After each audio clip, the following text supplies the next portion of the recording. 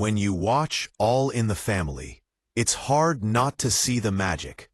Archie Bunker, Edith, and Michael Meathead Stivic, arguing over politics, social issues, and family life, feels so natural that it seems like a perfect blend of comedy and reality. But behind the laughter, behind the jokes and the applause, there was tension, friction, and sometimes real hatred. One of the most shocking secrets from that set was the long-standing feud between Carroll O'Connor, the actor who played Archie, and Rob Reiner, who played Michael Stivic. On screen, their characters clashed in ways that were funny and memorable. But off-screen, the clash was deeply personal. Carroll O'Connor was a seasoned actor, someone who had spent decades honing his craft on stage, in movies, and on television. Every gesture, every line, every expression mattered to him. Acting wasn't just a job or entertainment. It was about truth, about nuance, and about respecting the story. Rob Reiner, on the other hand, came from a very different background. He was younger, politically outspoken, and deeply influenced by the cultural and social upheavals of the late 1960s. To him, All in the Family wasn't just a show. It was a way to challenge ideas, to make a point about society. His character, Michael Stivic, wasn't just Archie Bunker's son-in-law. He was Archie's ideological opposite, a voice of reason against outdated thinking. While the contrast worked brilliantly on screen, it created a dangerous mix off-screen. The first signs of trouble appeared during early rehearsals.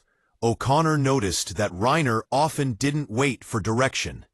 He interrupted table reads, he challenged how lines were delivered, and he pushed interpretations in ways that O'Connor found intrusive. To him, it wasn't collaboration, it was confrontation. Reiner would argue that Archie had to be clearly wrong, that Michael's points had to win every argument, every time.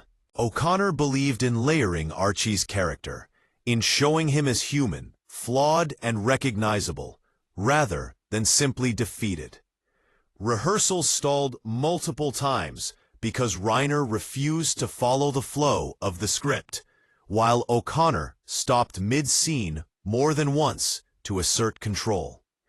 He didn't yell or create drama, but he made it clear, "You do not run this set." That silent assertion of authority was the first step in a feud that would last decades. The tension didn't stay hidden for long. Others on set noticed it. Jean Stapleton, who played Edith, remembered O'Connor physically withdrawing when Reiner spoke off-script, leaning back, folding his arms, breaking eye contact. These subtle acts of resistance were O'Connor's way of pushing back without making a scene. Reiner, however, did not back down. He believed strongly in the moral clarity of his character, and was convinced that Archie needed to be shown for the problems he represented. To Reiner, the script and the message weren't just entertainment. They were a statement about the world. But O'Connor experienced it as personal judgment, as a challenge to his authority, his craft, and his understanding of his own character. The feud was ideological and deeply personal at the same time. As the show premiered in January 1971, All in the Family exploded in popularity, and the pressure increased. Norman Lear, the creator, noticed the tension growing. Critics praised Reiner's Michael as the voice of reason, and sometimes saw Archie as a symbol of backward thinking. O'Connor read those reviews and internalized them. He felt that Reiner wasn't just pushing a point on screen. He was taking away from the humanity of Archie Bunker, a character O'Connor had built carefully over years of performance. The friction intensified as the show gained national attention. Rehearsals could turn icy. O'Connor would stop mid-run, not out of anger, but to assert control. Reiner, meanwhile, continued to push, convinced that moral correctness on screen was more important than interpersonal harmony. The divide was clear. O'Connor prioritized craft and nuance. Reiner prioritized message and ideology. Over time, this clash hardened into resentment.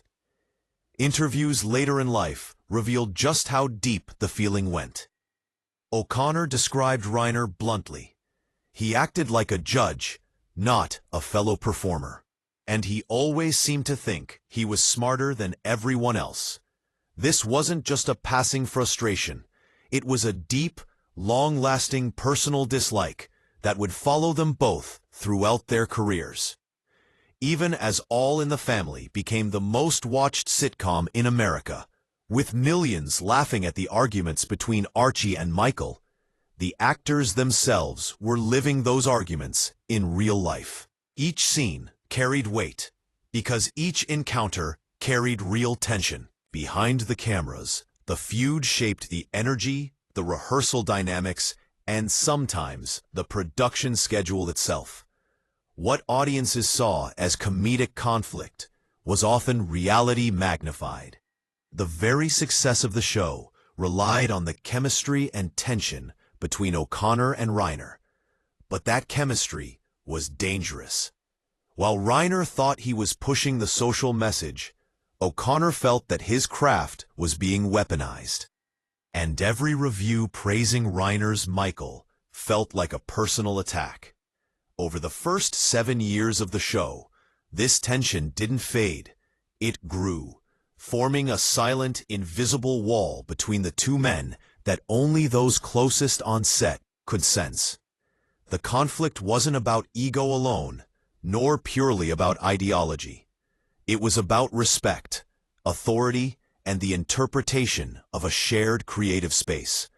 Each man viewed the other as crossing a line, and the audience, unknowingly, was witnessing the result of a real-life clash that made the on-screen arguments feel electric, immediate, and authentic.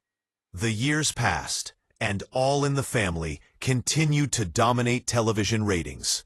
But the personal feud between Carol O'Connor and Rob Reiner never diminished. Norman Lear, the show's creator, often had to step in during rehearsals or filming to restore order.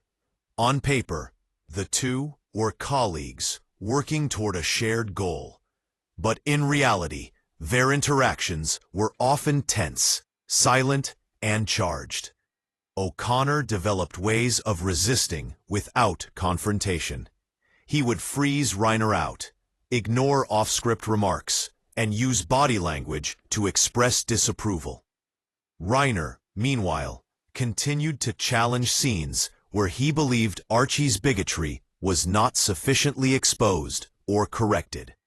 For Reiner, each argument represented clarity and moral truth.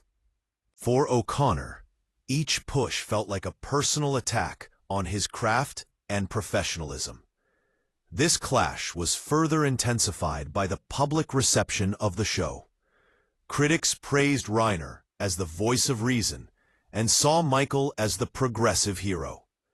O'Connor, however, interpreted this as diminishing the depth of Archie, reducing him to a one-dimensional symbol rather than a fully developed human character. The tension between public perception and private reality only worsened the feelings on set. The feud was no longer limited to rehearsals. It shaped every interaction, every scene, and every choice made on the show. O'Connor once stated in an interview late in life, "I've worked with many people I couldn't stand, but Rob topped them all."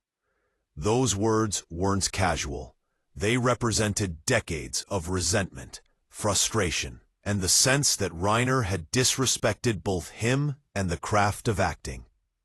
Despite the conflict, the show flourished. Viewers connected to the arguments between Archie and Michael because the tension felt real.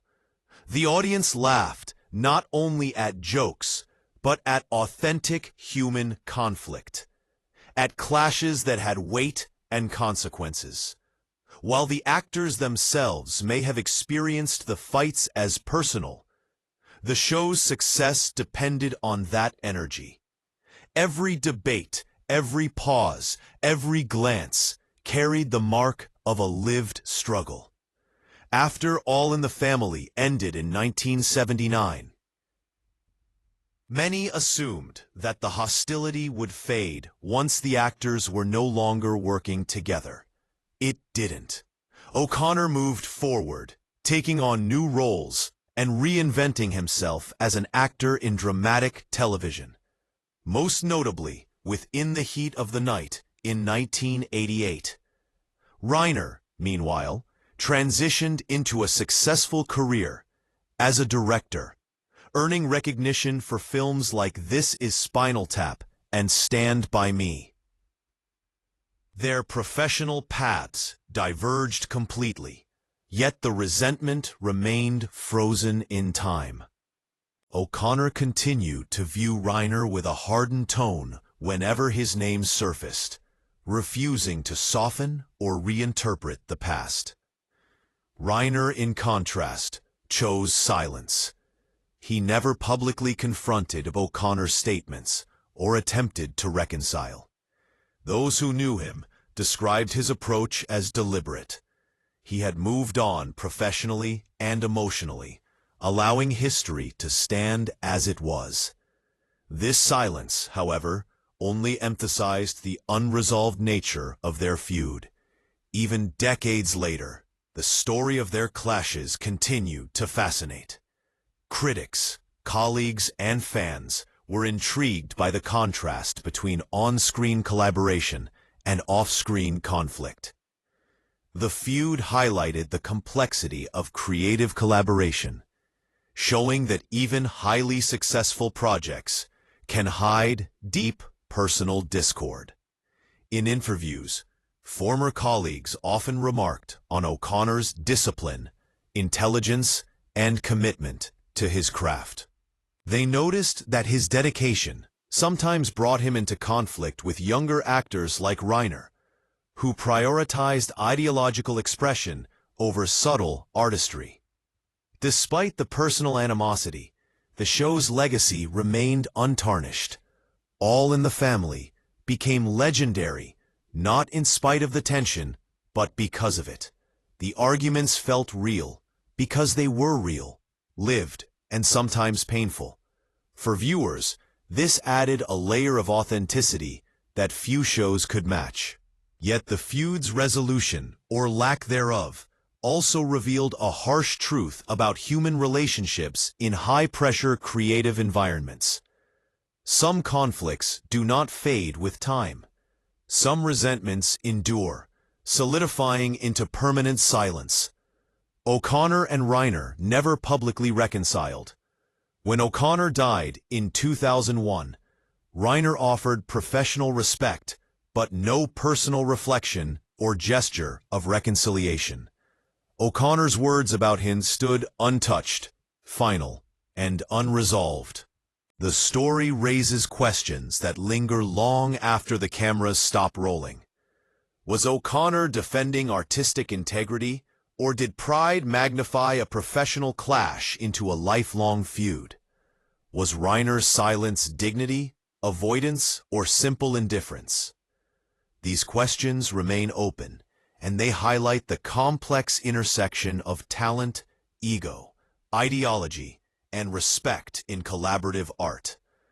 Even as time passed, the feud remained a cautionary tale about the hidden pressures of success, the cost of uncompromising standards, and the difficulty of balancing personal beliefs with professional collaboration. Looking back on the story of Carol O'Connor and Rob Reiner, it's clear that the feud was more than just a clash of personalities. It was a collision of values. O'Connor's approach to acting was meticulous, grounded in decades of experience, and focused on creating layered, believable characters. Reiner's approach was passionate, ideological, and aimed at making social statements. On the surface, both were working towards similar goals: telling stories that mattered. But their methods, priorities, and interpretations were fundamentally different. Every rehearsal, every argument, and every scene became a battleground where artistic philosophy met personal ego.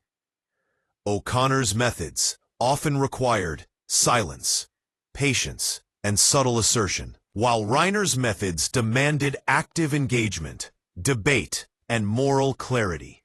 The result was inevitable tension, which, while invisible to the audience, shaped the dynamics on set. As the show gained fame, the pressure intensified. Audience praise, critical acclaim, and industry recognition only amplified the stakes. O'Connor watched as Reiner's character was praised as the voice of reason, as if the battles on screen validated his own beliefs over O'Connor's interpretation of Archie. That perception fueled the personal aspect of the feud. It wasn't merely about disagreement. It was about respect, authority, and the sense that one's craft was being challenged. The intensity of their clash became a silent force that influenced colleagues, production schedules, and the energy of the show itself. Gene Stapleton, who worked closely with both actors, noted that O'Connor often withdrew physically and emotionally when Reiner crossed boundaries. These small, quiet acts were powerful statements of defiance.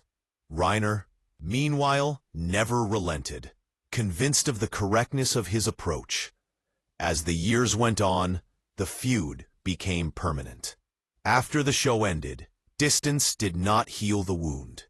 O'Connor carried the resentment forward, and Reiner remained silent, leaving the history unresolved. In interviews, O'Connor never softened, always insisting that Reiner's behavior had been disrespectful and personal, not just a matter of creative difference. Reiner, conversely, allowed O'Connor's words to stand, offering respect for the actor without personal reconciliation. This unresolved tension underscores a profound truth about human collaboration. Not all conflicts end with understanding or compromise. Some last a lifetime, and in this case, they became part of television history itself. The story also offers insight into the pressures of artistic creation, especially in high-profile environments. Success, public praise, and critical attention can amplify small disagreements into long-term conflicts, and the weight of personal pride can make compromise impossible. For O'Connor and Reiner, the feud outlived their collaboration, defining not only their relationship, but also influencing perceptions of their work. Yet despite the personal hostility, their performances together remain iconic. The friction created a unique energy that contributed to the realism, humor, and cultural impact of All in the Family. Each argument felt electric because it carried the weight of true emotion and unresolved tension. In the end, the story of Carroll O'Connor and Rob Reiner is both cautionary and fascinating. It reminds us that success often comes with hidden costs, that personal feelings can deeply influence professional collaboration, and that sometimes the most memorable art is born from conflict, even when that conflict cannot be resolved. Their feud may never have been reconciled, but it left a permanent mark on television history, shaping how audiences remember strongly.